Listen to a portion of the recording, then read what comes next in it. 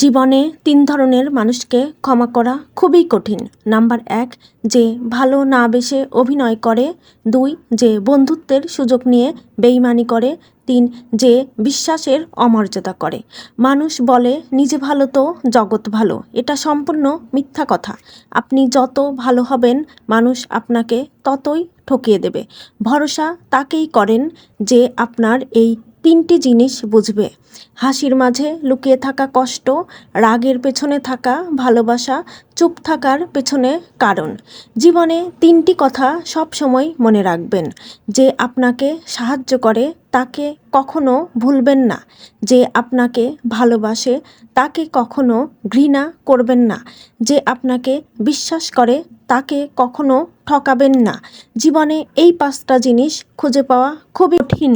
নিজের মনের মতো একটা মানুষ, নিষ্পাপ একটা মন, কষ্টের ভাগিদার, নিঃস্বার্থ ভালোবাসা এবং বিশ্বাসী মানুষ।